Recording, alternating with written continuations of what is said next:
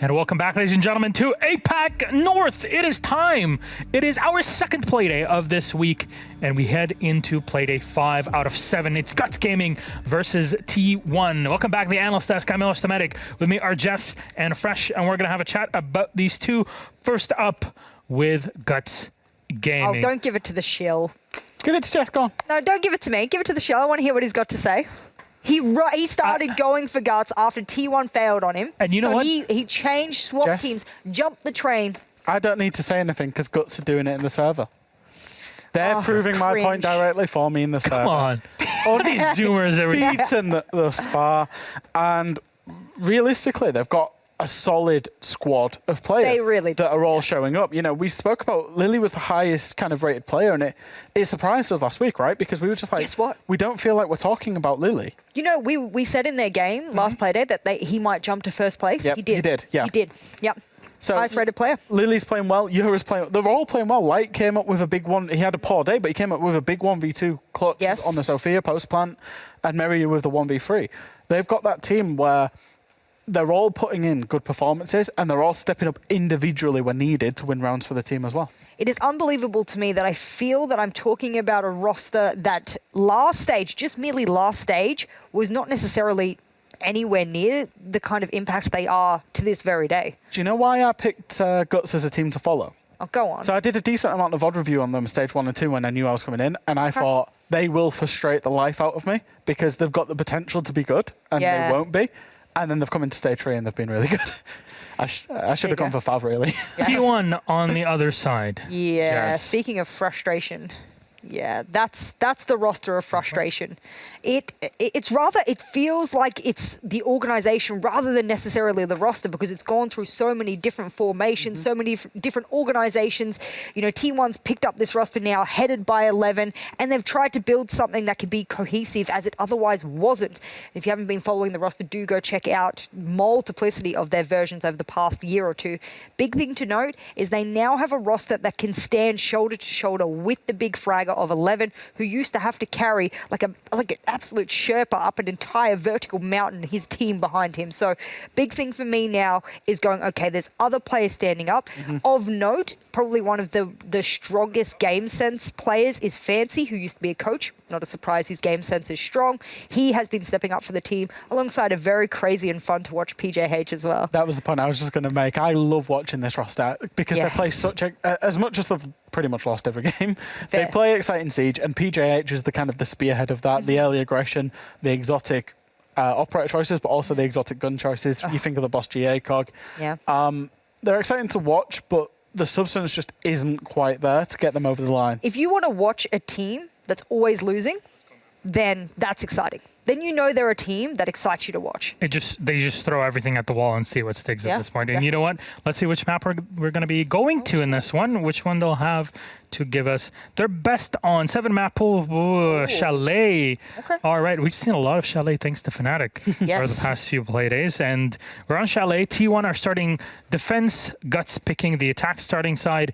Just numbers. What do they say here? Lobby's ready. The numbers say that T1 hasn't obviously won this against any Tier 1 team, but they have won it in their regional league, so there is some kind of spark of possibility there. And then on the other side, Guts, I mean, they actually lost it in their regional league, but beat Fav on it. They did, but they should have lost to Fav. Fav threw away so many rounds. You are right. So, and this is why when I saw the map, I was like, can I maybe change my prediction? Because I've gone with Guts.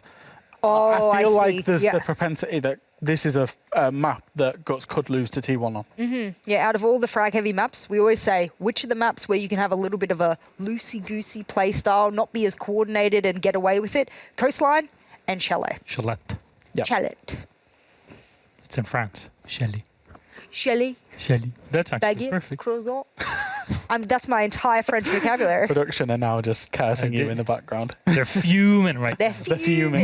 Molding. Well, Fresh Test, thank you very much. That is T1 versus Guts. We're going to go to the French Alps for this one. It is Chalet, of course, and we got Emmy and Hap. Take us through it. Enjoy.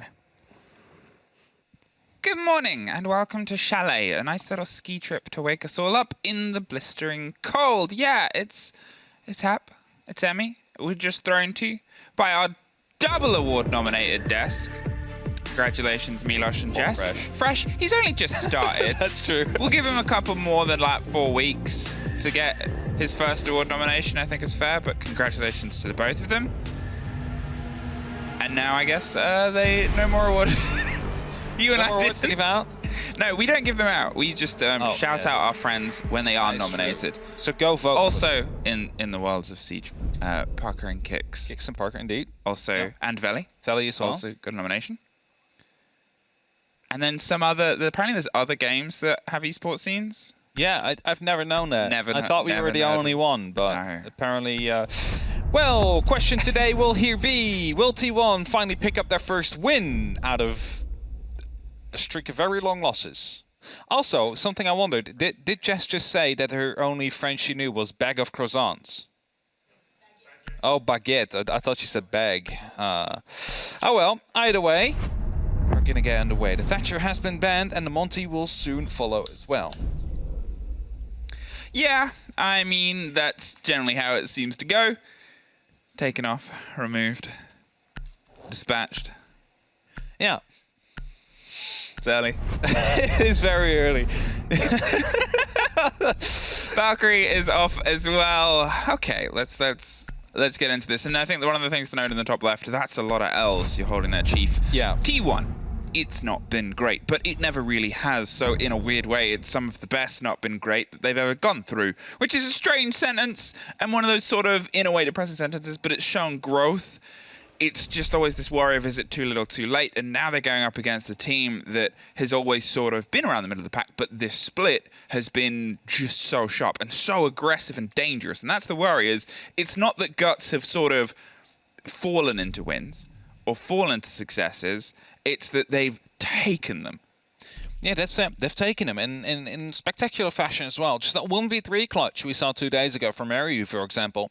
Absolutely beautiful. But yeah, if they win here today, if they get 3 points, then next week we'll decide who will be the winner of APAC North, really. That is what it could be coming down to in the end there. So, a lot at stake here. They're against arguably the easiest opponent that we have in APAC North right now. It's no shame. T1 hasn't really been able to find the points yet, but as you said, the improvement is there, and they will still play the relegations as there is no auto relegation. So who knows, they might have just been saving strats, something we have alluded to before. As you could see in their own regional leagues as well, have been able to pick up quite some points against stronger opponents. I believe they even managed to beat Mantis a bit earlier on. Could be mistaken there, T1 beating Mantis.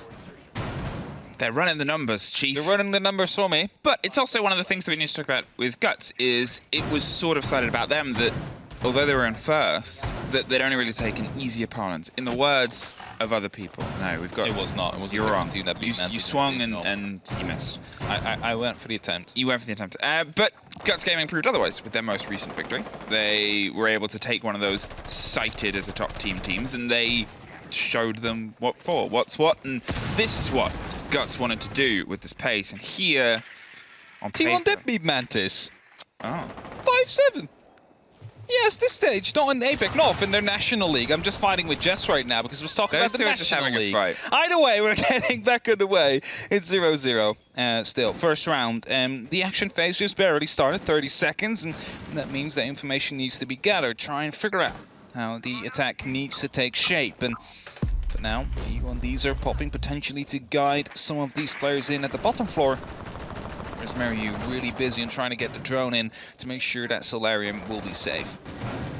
Now, as Yura is going to loop his way around for the potential of a West main take here at the top of those deep underneath trench stairs, he's going to play a little bit steadier. There is these angles, these sort of holes, and that's what he's going to try and dig out. The potential of grenades is always a danger around this sort of core in the corner of the map. To be fair, it is in general anyway, but here it starts, it's pummeling. You can either sort of take it on this flat approach from the Solarium windows and see if you can hook them round towards the body in the bathroom and force them out that way, or go underneath. We sometimes see teams try to catch them through the soft on the opposite side. The castle's going to give Arakazi a little bit more safety, holding on to that with the Aruni gate doubling down and taking any of the chance of the explosives leading to it. Here's those grenades underneath I talked about. Neither is able to catch that body, and this is a lot of time to find one core player. That will bounce back a little bit too far. Sarakazi was in a very safe spot there. Indestructible flowing right underneath him. His light spot center player here goes for a gunfight. Crazy Boy. He's not going to be able to land any shots himself. Just takes a little bit, but is alive. Another blind goes through JJ, and then he should take himself in right beyond the bed. Now, Arkazi has no way to try and challenge that because the castle barricade. He cannot simply peek around the back of the plant. It's down 45 seconds, and Crazy Boy will be the first victim. An opening diffuser goes down, and suddenly so does a lot of players. PJH is underneath being called. The cover comes from Arakaze. A big take, looking for the second on Solarium Stairs. It was Guts Gaming clearing a space, and that is all that they needed. A trade to lock it out there as the sprays come through, and you've sort of got to give credit there to Guts. I mean, they struggled to lock out the kill, but that didn't stop them, which it would have stopped a lot of other teams if they didn't have the confidence to sort of push themselves in without the confirmation of that body going down on the connector between piano and bathroom. They still went for it. They trusted the guns that were on the cover of the box and on the rotation of the bathroom, and it came through for them. And definitely, like, you know, you already had that small box covered, so there was no way he would be walking out that door. And if you would have gone back further, there was a castle barricade that would have just stopped him from running out into the bathroom to try and open it, or try and get the kill into the diffuser. So really nothing there on T1's side to try and stop it once it did go down. That means they're swapping sides now. Realized as well that we're not going to be running it back. Bar Gaming will be the next choice. Let's see how that one will work out instead. It's a bit more of a default hold, you dare to say, or at least hope to assume. Shields, of course, at the top on Fireplace and, you know, the library stairs to make sure that you have these power positions into play. You can even take it to the next level if you want to play like Fnatic and, you know, Tex mainly, who freely rotates around the rotation that just have been created by Arakazi. Oh, it wasn't a rotation. Is it? Yeah, it is. Small one. Very. Is it? No, that's not. No, that's not a rotation. Maybe Mozzie will fit through it, but that's about it. Mozzie could do a flip through that. Yeah. All the space in the world for the little man with the drones, but he's not on the board. He's not allowed in for this competition instead. We have ourselves with these angles being held, and that's that extension. You get on the top floor. It's often, you know, when you're in the game and you're talking to players who aren't quite aware of the comp balance of Chalet, it's why do you not go down to the basement? It's because you can't have those holds. You can't have those extensions. That you don't get offered the ability to play into what is a strong meta right now in Siege, which is sightlines, which is huge angles and sort of extending the firefights and breaking it up with Aruni gates and castles to try and limit the intense utility that could come in over your shoulders. Here, talking of long firefights, this is the catch. They're going to see if they can dig out the body on the rafters, on the catwalk first. Almost does. 11 suffers massively, but is able to pull himself back in. Yeah, he's lucky that he didn't lose his life there. However, JJ the first one to fall. Andrew Frag will be here for T1. Arakaze able to pick that one up. Pressure's coming down though. However, PJ tries to go aggressive, but not be able to land a shot. Yeah, grenades are soon to be tossed in, I believe. At least they want to waste the magnets and the ADSs first. It's an aggressive peek to come through, but it's PJ completely blind. Grenade will follow up shortly. ADS is, however, active again, and we'll be catching that first grenade. Potentially the second. No, that will land right on top of him. Beautiful nade coming in by Mariu there. Bypassing both of them, and then it's 11 down as well. So those two positions that they've just locked out one after the other, unless 11 can crawl to that hatch and drop, which to be fair at this rate, he should be able to. Arakazi is waiting, hands in, the drone. Mariu's about to spot it, but Fanxy saves the life, steps up into the mantle because, as I said, those two positions, the start of the point is they depend on each other. They need the other person to survive here. Fanxy is going to suffer so much pressure. He's probably going to wait until the shield gets popped just to give them some force on the use utility, but I do not expect him to try and stay and hold this for too long because as soon as the rafters goes, as soon as that window drops, okay, he's proven me wrong, takes the first fight, sprays towards the second, there's not the pickup. Maybe he's just going to stick it out and see if he can bury himself in. It's still dangerous, but it's a risk and reward game, and he's going for full reward right now. There's nothing to pop the shield with anymore. No grenades, just 2 flashbangs. That's all they currently have. And those will be eaten by those ADSs out there, so you really need to find a gunfight or completely bypass this current situation, this current position that Fanxy is playing in. And he's playing in a very safe position. You can try and peek, but you really need to go from 2 at the same time, and that's exactly what Lily is doing. Coming around the corner right here, goes for the brief fire and gets the kill. 3 on 3, 26 seconds left on that clock. Now try and work everything you have on some verticality, but there's also not much utility to start and create that. Well, they still have a bit of a hold, more calls, and the pressure's going to come to the corridor this time. Light finds the first fight, and that's going to allow Meryu to go for the swing. Doesn't see the body on the back of the supply line, but it's up from the downstairs that 11 pops up for the double. Arakaze locks it off. At the start of that, we saw 11 actually playing around closer towards the snowmobile stairs, but well-timed rotation, well played, and again, I thought he would fall back, but credit to the 2 players that played the shield at the top of blue. They really brought a lot of time and pressure there. Yeah, good grenade by Meryu, but unfortunately wasn't able to get the shield, which of course allows Fangxi to take that spot into his own hands and play it himself. You know, just the second one to pop up. It is a very key position, and of course you finally fall, but you still managed to get a kill out of it in the end. 11, who was downed, was not being able to be confirmed due to Fangxi taking that spot, and at the end of the round there, managed to pick up a double kill. So great round from him as well, even though he may have had a couple of slight mistakes in the early round with his positioning. Still made up for it in the end by getting those 2. 1-1. And kitchen dining is where we will go. There's multiple takes that you can go for here. You could either go for some top floor control, but looking at the current setup, there's no designated soft breach character, as in a buck or a sledge. We will have the breaching charges from JJ, potentially from Yura as well. Of course, has 2 of those impacts that can be used, but then the question is that going to be enough soft breach for you? Now, can they hold in a little bit more? I really like how T1 were biting back into Guts. They were making sure they weren't able to settle into any of their own sort of pace and any of the control that they've been able to push. And if anything, drove on the very first round. Maybe they overcorrected, pulled themselves back a little bit too far and didn't quite take the fight when they should have. And that could have potentially led to them causing more of a problem when the plant went to go down in the bedroom. If it's a lesson that they learned on the previous round, it's time to double it up, but that's not the start. Crazy Boy suffers quite a lot in that top window as it's popped open. The castle pulls back, but dropped through a drone hole, and that's never the best way to start your trip in Chalet. Definitely not a good way to start off. For a second there, I thought they were actually in the side already, but it was just a breaching charge that gave, of course, the effect towards, I believe it was Crazy Boy, quickly trying to run away from it. Either way, it's a 4v5. Fangxi inside the bathtub is safe from grenades from below, but of course not from them in a horizontal fashion.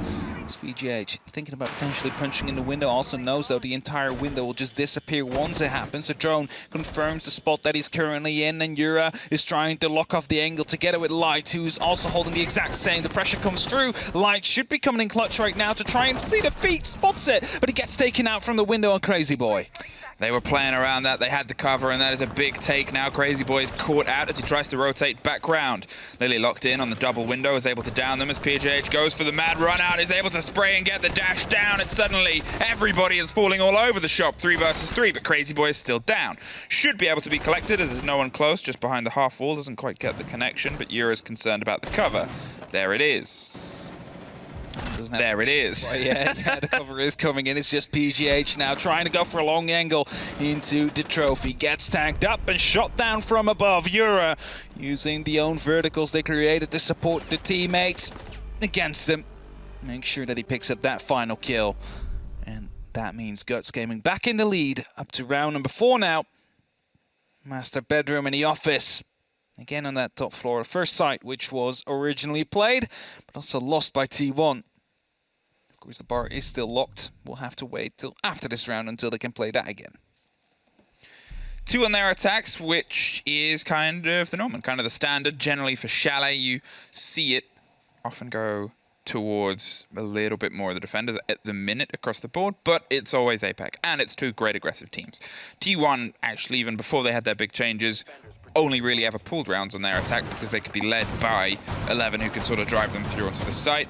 Here, it doesn't quite have the same mantle, but it's not easy when you saw how many firefights happen in so many different places at the same time. Trying to get a handle on those trades, trying to get a handle on just when you need to apply that pressure is never easy to bring in the balance on your defense here. Going to be easy at all, that is for sure. And see if they will change their setup ever so slightly to make sure they have the opportunity to lock down potential plant beyond the bath again. The bed, not bath. Either way, maybe some verticals from below, not quite sure. You could maybe play inside the kitchen and try and stop it from happening. Maybe you need to hold on to Solarium stairs a little bit more to stop them from even getting in. But We know, of course, as well, there is opportunities to deal with that from below. Try and create an angle, then get some grenades in together with some flashbangs to waste the ADSs, and that should be a free kill in that instance.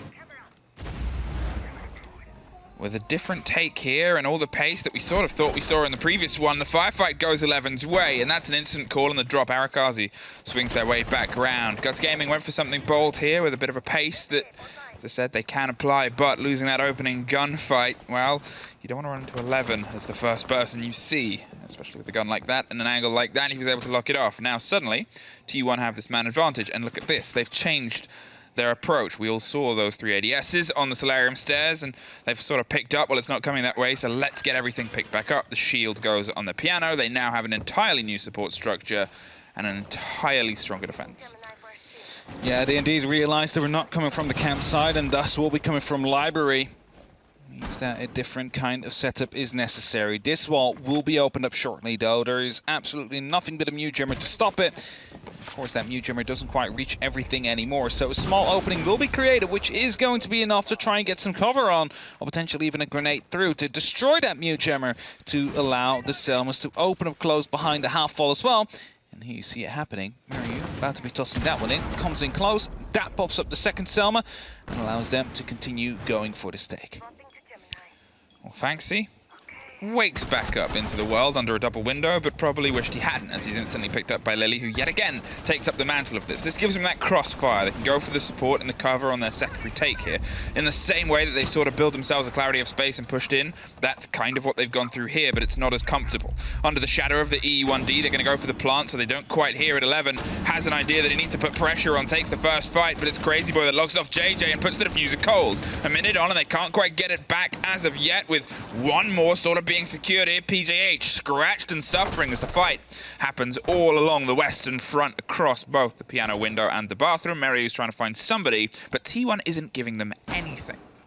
Spots ahead there, can't quite hit it. Light still has 2 1Ds left and will be using one now to allow Mariu to get something done. The first headshot comes through, the second one as well. Mariu lands that shot. Suddenly it's a 2-on-3 situation, but the diffuser is down and there's 30 seconds left. One person will be taking care of that diffuser at some point, and that means he's not going to be active, but Lily comes through, gets the first. Arakazi now trying to hold onto that diffuser with his dear life, make sure no one is going to be able to sneak in, as the line does exactly that. Grabs that diffuser, tries and go deep, and gets taken care of. 12 seconds, and it's a frost mat from Mariu that will stop him. It's just Lily now in a one-on-one situation. The plan goes down. Is he aware of the push to come through? No, Arakazi is running all the way around, and Lily somehow still manages to get it. Had no clue that plant was coming down. Right in that corner, and Guts win the round somehow. Ooh, that was close. Ooh, that's one of the ones that's going to haunt you after the game. That was almost a fantastic clutch, obviously helped by the frost mat on the far side. Yeah. The denial of intel, the Mute Jammers that were there for the entirety. They were a nuisance to clear, obviously, because they didn't get the full read. It almost led to a 3 versus 1 clutch, but one person being in a position you didn't expect. They were playing it safe, they believed. They thought that the plant might happen around behind the half wall, so they went to where the soft connection was at the top of box, could just spray through, but no, alas, it was behind you. And with that, I believe we're getting a tech time out. Potentially, yes, there it is. A conversation for T1 to try and rein themselves back in, because they're close. And that's the T1 story, unfortunately. It's close, but no cigar and no real points. Look at Arakazi, always has his hood up, like he's a Jedi Knight.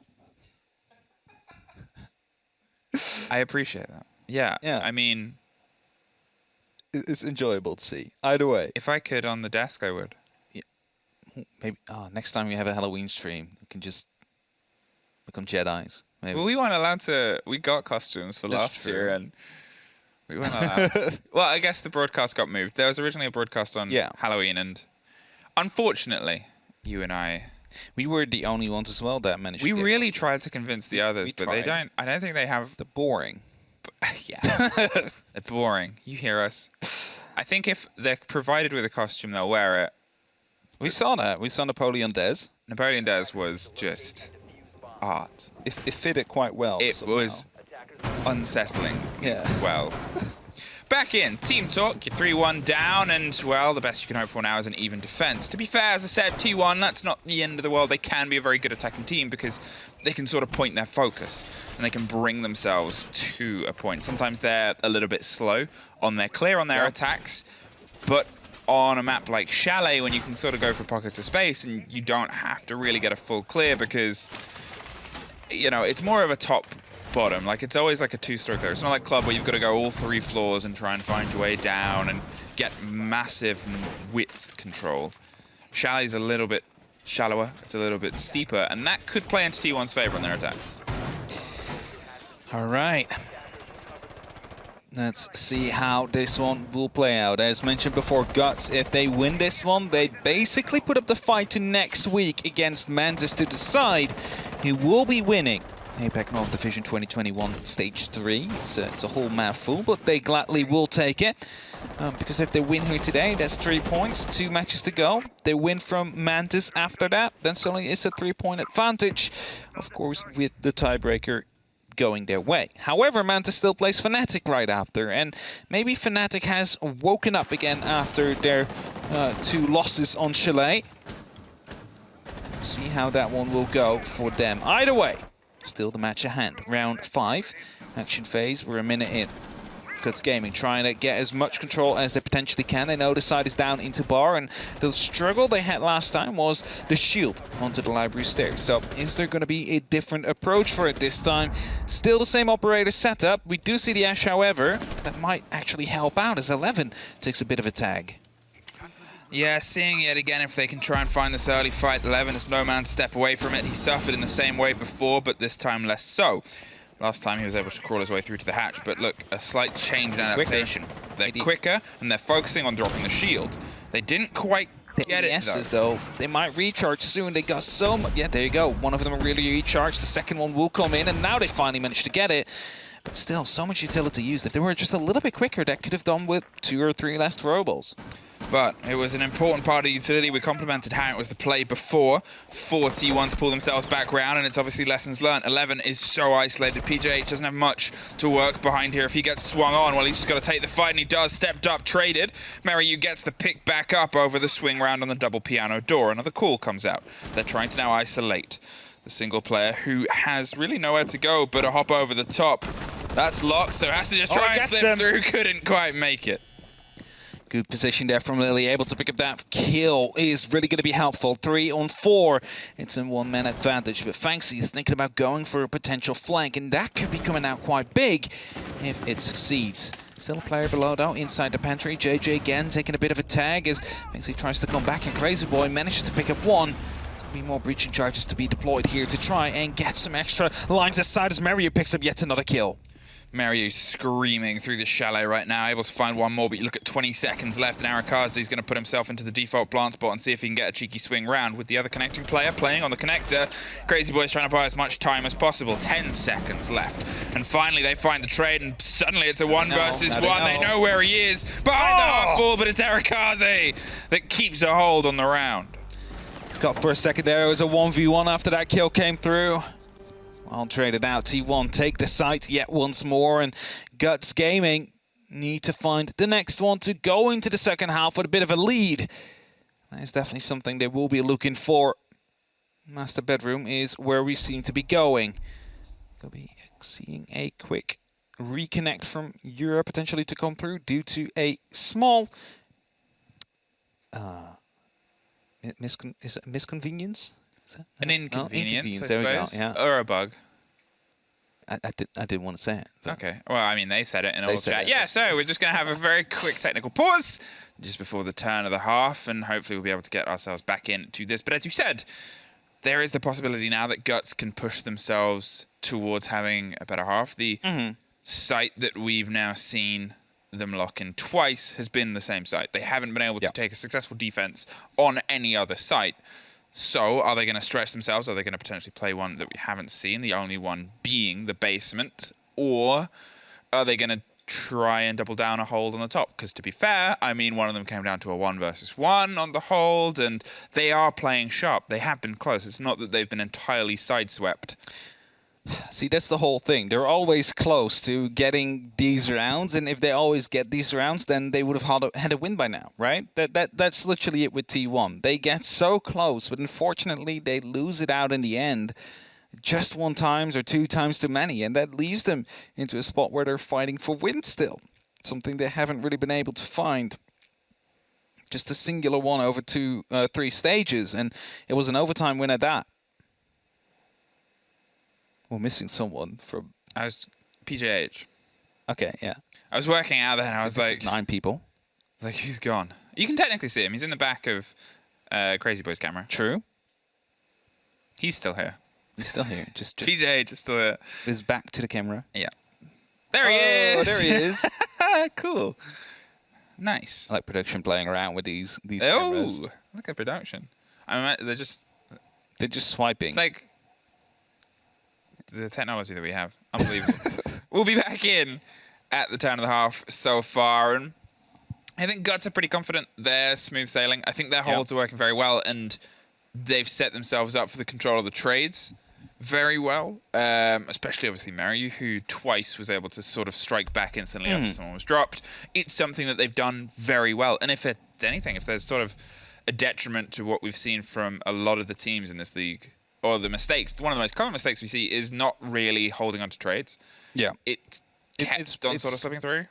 Yeah, that's the thing, right? Trades are so important because if you lose someone and you're not able to respond straight away, you're in a disadvantage for the rest of the ground, because they're going to be able to put 2 people where you can only put 1, for example, and continue that trade game in their advantage. So it's going to be a bit harder. Back in the day, I believe numbers were around 70 to 80% harder on for the team that lost it. So more success for the team that managed to get the first frag without it being traded out. So that is something to keep in mind. T1, of course, has 2 rounds. Mario being this effective in their trading is really going to be helping Guts Gaming across the line potentially here. There's a quick spot is being made, I believe, to hide the Electro Claws. Yeah, there it is. Trying to get it in the beam. Makes it harder to destroy from below. That's it, dug in, and did it catch the wall on the left as well? It did. It got both of them, and this is the response to the way they played the Ace against the Mute. And that's one of the things I quite like about T1, is we're seeing... that one as well, actually. Yeah, exactly. We're seeing a lot of change based on how they're suffering. Oh. Hey, remember this before? Oh, we're seeing change. They're responding to the pulls by Guts Gaming. At this point, previously, they'd already lost somebody and half of his health just for being with that breaching charge. This time, not only have they been able to get some revenge, and not only have they repositioned their utility to make that Ace approach much tougher, they got rid of Mario. Yeah, they did get rid of Mario, who we just praised for being this effective with trading out these players. But good call here from T1, just putting up that Nitro. You knew exactly what they were going to do, and with this, you pick up the kill. You know, the window is still opened up, but do you really care that much better when you pick up Mario right at the start? It's going to be the Ashgon as well, so it's going to be even harder now for Guts Gaming to destroy these Electro Claws. So a push almost seems to have to come through these choke points, or maybe even from Solarium on. The drone buried in the plants is going to see if it can find a way to slip through. PGH pulls himself back, escapes out of there and slips his way up as the push starts to come in from underneath. Trophy has fallen under their control and they go back to the grenade game, seeing if they can get rid of the shield first of all, and they do. This is how they went for their original attack, but last time, they had at least 1 more body, and you can again see more of an awareness. They're keeping a hold on the cross over the back where we saw them position on those piano windows and on the bathroom window, and that's going to mean that their approach is going to be much trickier. It depends. Is there going to be a castle barricade down at the very same door we've seen twice now? Yes, it has been. So it's still going to be hard to stop a plant from potentially happening as JJ gets healed back up. Yura tries to take the gunfight, takes it first, brings it back to a 4-on-4, and the opening will be coming through with the Selmas here. Hoping to create another opening, another potential for a plant as a grenade. That might be ending 11 here if it flies in. There it is, right on point. The Crazy Boy, in the meantime, will be able to pick up 1, but Yura trades him out.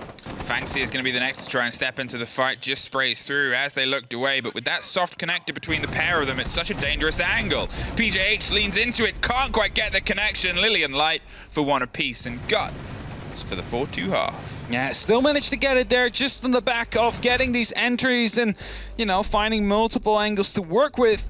Really just crossing up and dividing the map amongst their own. It was a good adaptation, though, twice from T1. First of all, the electric claws hidden inside to make it harder to open up from the library.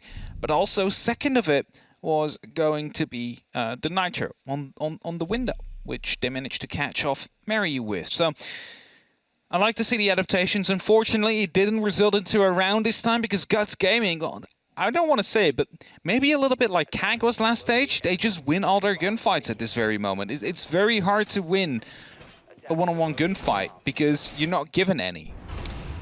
That's it. That's entirely it. Is they're making sure that they have something to support them. And if it's not a player with the drop of Maryu like that, it is an E1D. It's a call. It's a control of audio. They're really working and blending the utility well. If I'm going to compliment how T1 responded to what Guts Gaming were doing, you've got to look at what Guts Gaming were doing to cause so many problems. Every plant pretty much was covered by audio of something, with an ability or with gunfire, just to make sure that they could keep T1 guessing. And that communication, that... Oh, there it is. What? Interesting. Okay. I have not seen that one. I've not seen that one either. I'm not quite sure how it happened either way. Neither is Maryu. He was also quite surprised about it. I'm wondering if it's going to be catching someone off, of course. Starts beeping without them finding out. Well, I think... They're close. It's a rush. Yeah. It's a rush, and that will start beeping, actually. No, he just runs in, but it's killed the one to come in. But they're in the middle of the site now. Arakaze looking to find the plans. Managed to get one through the smoke as well. Well, suddenly they're going to see if they can stick it. Light is waiting for some light to clear over the gap in the cover, but it's 11 with that sharpness. Yura swings round, takes the first fight, puts himself in a 2 versus 1 post-plant. Crazy Boy is on half health, so it won't take a huge amount to kill him, but there's not a huge amount of bullets in that gun. That's the worry, and that's the panic right now for Yura, as he knows where both of them are, but collecting that as a kill and taking one fight leading into the next is the big danger. Goes for a rotation, tries to find a new angle and approach, sprays through on the pings, can't quite get the connection. We can see now that they've both doubled up inside the fireplace. They're going to make sure that whatever happens, it's 2 versus 1. The swing, the pepper, the pre-fire, the nomad. Don't respond to it. Okay, I was going to say, Crazy Bird responds to it to the end there. The air jab really saving the round and the rush working out here, but not quite surprised when we didn't see the double collapse down onto that one air jab. And then quick rush being successful there. Still losing some members along the way, but they weren't quite ready for it on Guts' side. And T1, they pick up a single round for now. Puts themselves up to 4-3. Still in the fight for this game. Master Bedroom coming up next. Not going down to Bar Gaming yet once more. Of course, we will potentially, next time they go there, see an easy counter on a frost mat down on those windows to make sure that if someone jumps in, that's the one caught off. It's one of those, it worked once. Yeah, I mean, you're probably not going to be trying it again. You're probably not going to be, but I guess that's the risk of those plays, is you never expect the first, because it's impossible to know when one of those could happen. The second, you always technically sort of expect it because it's happened, but again, that expectation of will they, won't they, is still always present. It's just an awareness of, and most importantly, the call of they're rushing now will be responded to much quicker. They've been hit with a little bit of a rush, and now their body knows how to defend against it. Also try and speed up or compromise on 1 or 2 shotgun holes to make sure people are into their positions a little bit earlier to stop these things from happening. Still a very good response we saw there. They managed to pick up some kills, but they were literally into the site within a second or 2. It's hard to respond to in that case, unless like 2 or 3 people are watching it happen. Either way. Guts Gaming still in the lead. Just a singular round now. T1 have managed to at least grab a little bit back. I have to be careful though, because Yura might be going for a bit of a run out here. 11. I'm not sure if he heard that. Well, he's not going to go for a run out just yet. They're going to hold in, smash the window. There it is. The glass is a very audible sound. It's very directional, and now as 11 swings around, he's going to see if he can catch them out potentially. They'll both be well aware that somebody is that close. I mean, 11's the gambit, but it's Arakaze that hops up over the top. Again, it was good positioning from 11. He waited for someone else to be there. 2 showed up. Yeah. And that means that if they had lost the first fight, they would have been able to get the trade. A bit opportunistic from Euro there to try and pick up a opening kill like that. Especially with the amount of patience that 11 had. Just calling over his teammate Arakazi. Has really been doing quite well for T1 here. Picking up 10 kills so far. Able to pick up the kill onto Euro as well, the opener of this round. Mary continues to roam around and flank and try and find a good position where he can strike from eventually. It's a wrapping to give something away, but the E1D does not. Yeah, Mary's just sort of exploring. He's keeping a bit of a prowl down underneath. He's seeing if he can push at the right time. But with all of this cover and all of this concern, it's not really anything he can feasibly do. Luckily, he's aware of this. That's the main part right now, is with the pings and with the pops and the drone, especially the hot ping that came through as he tried to swing up the snowmobile stairs. That's what Crazy Boy's trying to get the lock in. Left one has been opened up, a right one. Depends on where you're looking from, and that means an opening will be in. You will need to pop as well. Will provide a little bit of cover. No one instantly going for a bit of a swing, and Crazy Boy now finds out at least one is below, so we don't really have to worry about that one, but it is still going to be a C4 operator. That could be quite dangerous. Fancy, in the meantime, looking to find a way in, I believe, or no, that's the balcony. Might be going in from the door here. Has that diffuser in hand, of course. Oh, it's PGH now. Well, Fancy's, yeah, he's just holding close on the balcony door to see if he can apply some pressure onto anyone that gets a little bit too wide. And he just saw the end of an Aruni, but she got that revenge sprayed back, and they finally find the body balance. The pressure starts to come through. Trying to build themselves towards the half-full plant as Arakazi leads in with the first and the second. Gets himself a triple for the round. Now with a bit of a longer range spray, Mary's trying to get some awareness on the rotation coming in from behind him, but he's suddenly the only one left. Bit of a ring around the rosies, but it goes Crazy Boy's way, and T1 bring themselves level. And suddenly it's 4-4, and suddenly it looks like T1 might be able to pick up a full-on win here, because, well, to be fair, Guts Gaming first round didn't stand much of a chance on the rush that came through from T1.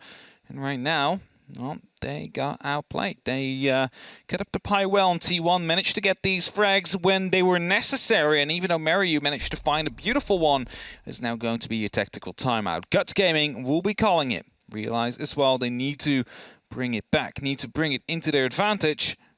And well, sometimes this little talk you get with the coach and your team is all that they need to get everything sorted.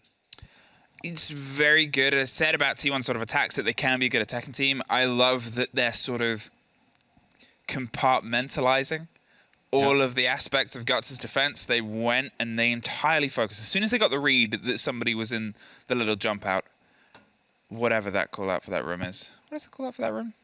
The tiny little box? I think it's mud room. Yeah. Mud room. I always confuse because Villa's got a mud room as well. You know, when I used to play, we would used to call it useless. Well, that's the thing, because the call that I know for it, we have swear Pikachu word, okay, because anyone who's in there.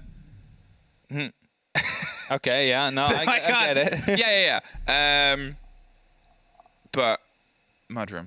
Yeah. In the hop out of mudroom, but three of them. The point is that three of them went to clear that. They made sure that they paid focus to what they could control on. Then there was a lot of attention on the possibility of a roam to make sure, like all of them went for the security of getting box open.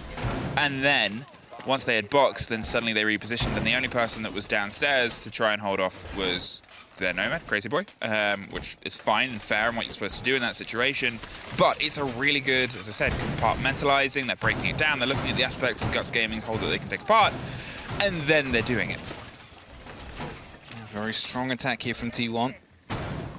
Going to Kitchen Dining, the tertiary side from Guts Gaming, and they've won not a single one yet. So let's see how T1, if they will be able to pick this apart. Because if they do, Guts might be in a bit of an issue here. Might have a bit of trouble. Because then suddenly they need to try and figure out ways to counter these setups that T1, these executes that they go for. And they would then be quite effective. Now, 11 not having the best of the games. He, of course, was, you know, made out to be one of the best players on the team. He still is, but ever since the roster changes, it's actually Arakazi that surprises me quite a bit. And Crazy Boy has been able to pick up quite a few kills here as well. T1 definitely have the potential to finally get that full-fledged win, because they haven't been able to find a single one yet this last year.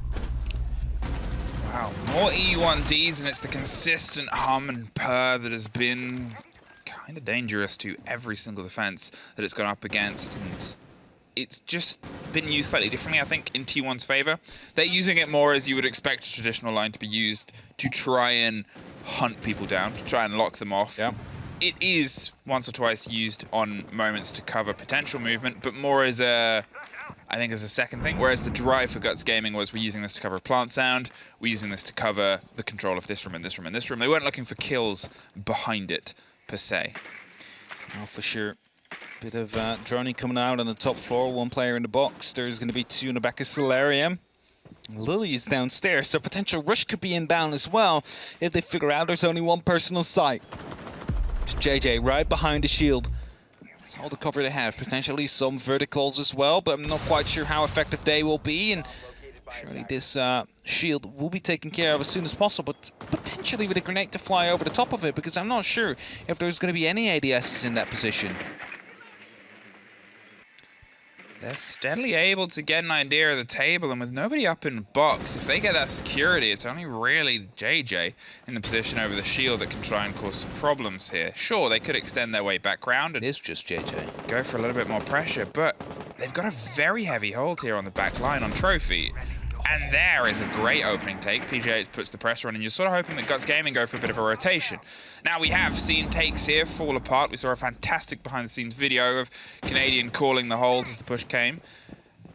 But will it be a similar story here for Guts Gaming, who have lost that wall, lost a bit of the control of the site, and now 30 seconds, it's down to T1 to put the pressure to see if they can gain the lead.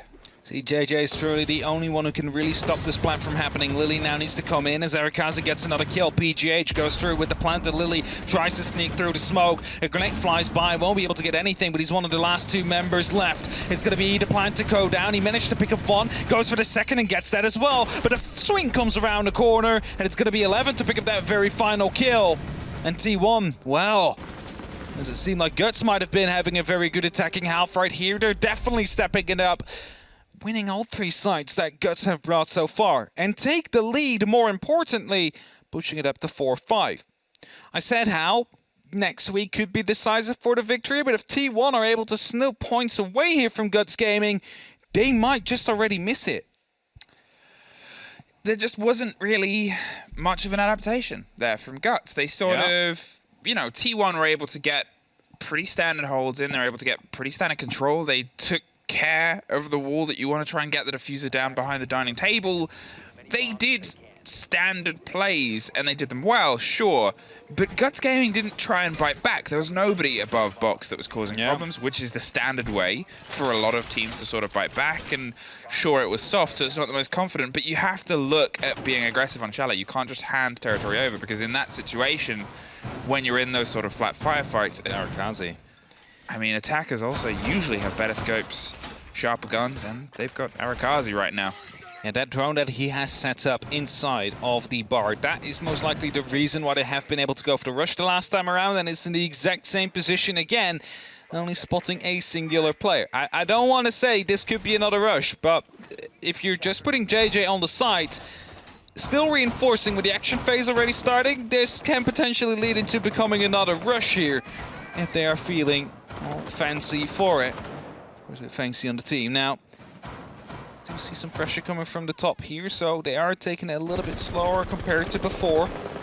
Again, I'm just saying it, just JJ on the side. It's literally the only one. Now, Light is playing on the far side. There is no immediate pressure coming through, and this is one of those things that I sort of said about T1, is they can sometimes be a bit slow on the bigger, chunkier maps. But you don't really have to do that for your takes on Chalet. Sure, you can have some clarity, but the way it all sort of connects to each other is if you can get these crux core holds, you force Guts Gaming to have to pull back, which thankfully they're doing. Because previously they didn't do this. They didn't try and reassert themselves on the site when things started to slip away. Almost caught. The spray through will be revealed by the E1D and leans into every bit of aggression. You can see now there's a body on the piano window that hits them just as they slide past. Can't quite get the connection, and that's a bit of a lockout there. Crazy boy. He's injured though. He doesn't have the support of somebody. The C4 doesn't quite go through by the looks of it, so they're going to wait. The flashes are trying to blind them off as Yura's just going to hold in, but Light knows they can't really go for the pressure control. Meryu going for a big rotation around Solarium stairs, but it's finally locked off. This puts Meryu in a bit of a situation now because he can pull the pace back, slow down, and wait to see if he can apply the pressure back here as those flank drones get set up.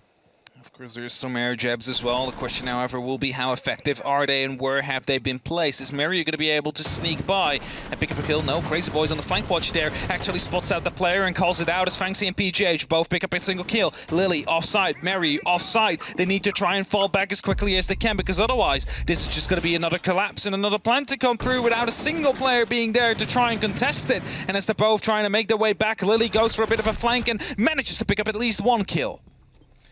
Well, at least one, but suffered quite a lot for it between him and Mariu. They barely have the health of one player, and there's 4 that they still have to go through. 11 takes the next fight, doesn't quite get it locked off. Mariu is injured yet again, but with 45 seconds, that's more than enough time for T1 to start the plant, get it covered, and go for the swing on the default drop just behind double window on Billiards. The pop around the corner and the spray does connect. Lily gets 1 more for the tally and puts himself into a 2 versus 1. Crazy Boy is massively injured as well. So it will just take a stray bullet to end the firefight between those two. The drop on the drone and the swing round. He's on your close right behind the table. Just saw him, but can't connect it. T1 put themselves on map point. Or he literally just went on his drone and got off and managed to get the shot eventually. And map point, as you said, 2 map points even for them to play with. And right now, it is looking good for T1. Are we going to see their first full-fledged win with all 3 points on the board for them? Or is Guts Gaming going to be able to bring it back? Because they do not want to lose points at this stage in the stage. This stage in the stage. This stage in the stage. There's no other way to put it. No? This phase in the stage, maybe. Either way, 6-4. And T1 are looking so good on their attacks right now. Or is it Guts Gaming looking very weak on their defenses? It's maybe a combination of the 2 of them, but, you know, you don't have to reinvent the wheel. Just have to perfect it. And T1, what they do, pretty standard, but they're doing it very well at this very moment. Why do you think Chalet? I think it just plays well into what T1's good at. It plays well into this sort of small area crowd control game because, you know, as I said a couple of times, they can be slow on their attacks, but they're thorough and they're good when they have that idea of control. The worry is when time gets a bit tight, sometimes they can get a bit stressed. Here, they're taking control of what they need to. Guts Gaming is trying to go for this wide game that T1 is just playing their own game. They're playing their own pace, they're pushing towards it, and Guts Gaming frequently are finding themselves having to realign themselves, finding themselves having to try and rebuild and restructure and pull back, and suddenly they're being cut off. And you'll see all these mute jammers, these pests, these whatever on the other side of the map that just aren't being touched by T1 because they just don't care about that territory. Would you have remembered that at the start of this very stage, T1 also started off in this exact same map against Fnatic and got 0-7? Because there's nothing that currently indicates that, as they are making sure that they have the opportunity to go for the full 3. At least picked up a singular point already.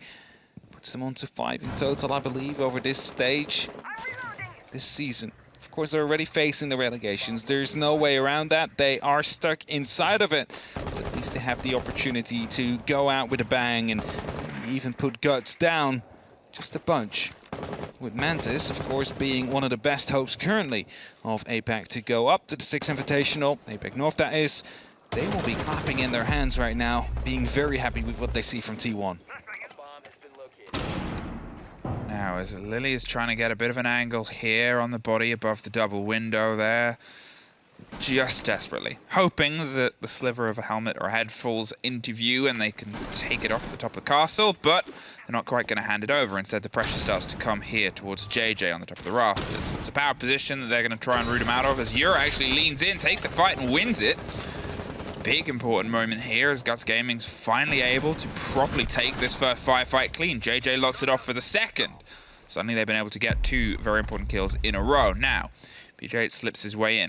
Takes a bit of controller library here under the cover of the E1D. They have the pings and the cams and the ideas on where the pressure's coming from. But because of the work that was done there in the swing round from the top of the blue stairs, they're still able to play the pillar.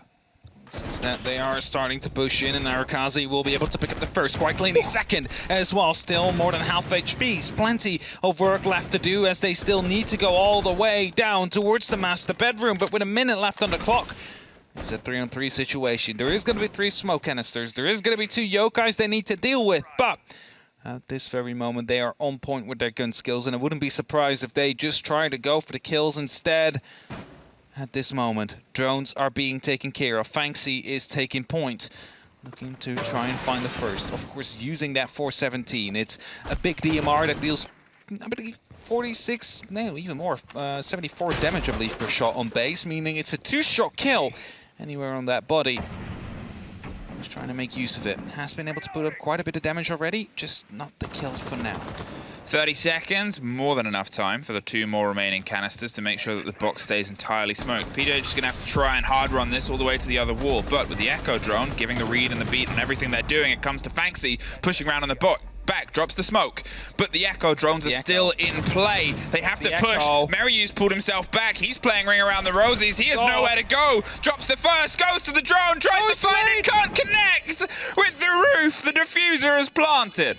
A 2 versus 1 clutch now for Mariu to try and pull this back in. Sees the first slip by, takes the fight, can't connect yet again. Suffers massively for it. Narakaze is still standing with PJH full health. Use the drone to try and get a bit of a read on the hold that they're doing. Tries to find the way through, but with one holding from one side, the ping hops them out onto the balcony. The second, they might be able to try and isolate a 1 versus 1. They do not have much time.